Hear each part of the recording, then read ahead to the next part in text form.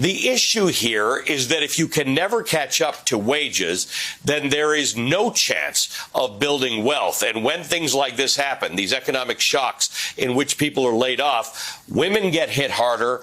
Women of color get hit yet harder by virtue of the types of jobs they hold.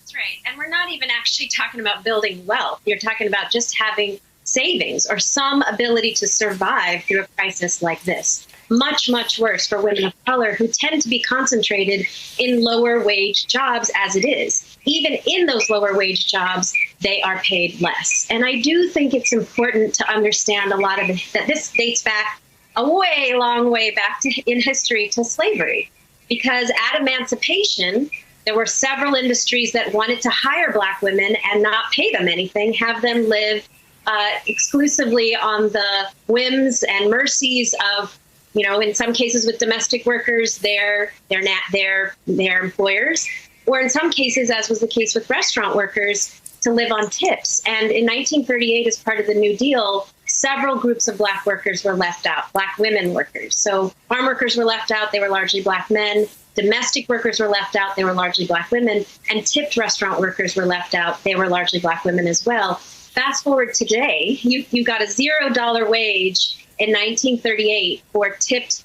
Black women restaurant workers, for example. Today, the wage is $2.13 an hour. That's the current federal minimum wage for tipped workers, who are 70% female, disproportionately women of color.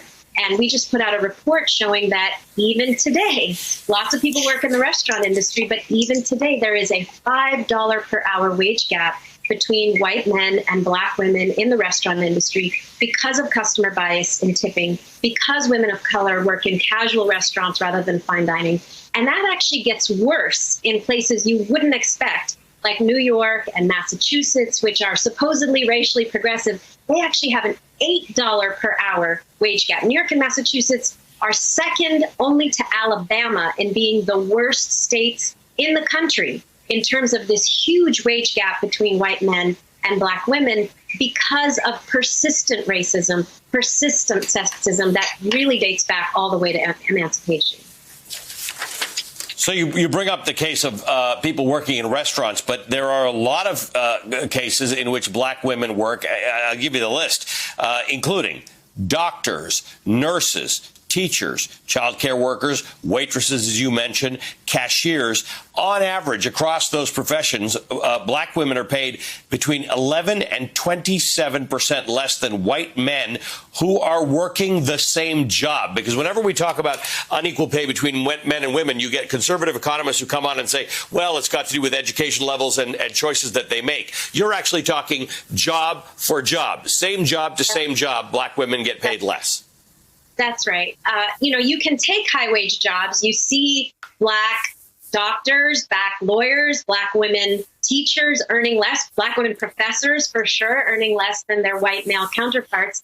What I'm saying is that it's also true at the low wage end of the spectrum, where women cannot afford that wage gap. And for low wage workers in particular, as the professor that you indicated talked about, the pandemic has really created a situation in which that gap, that wage differential, is no longer just unethical, immoral, unjust, and outrageous. It is now a matter of survival, because for the restaurant workers and the domestic workers and the retail workers and the nurses who are disproportionately women of color, who are disproportionately Black women, that differential between Black women and white men now means, can I pay the rent?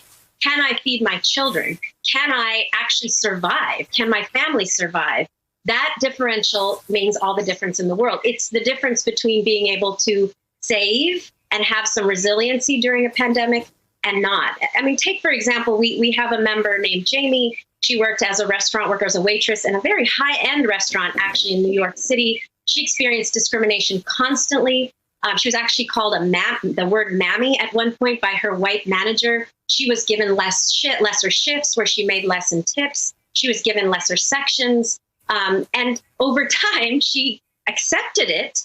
But when the pandemic struck and she had nothing to fall back on, it became a matter of survival. She was asked to go back to work with no savings, with no protection. with no safety protocols, and she lost her unemployment insurance for not being willing to take that job. So now this is not just a matter of justice; it's a matter of survival. Yeah.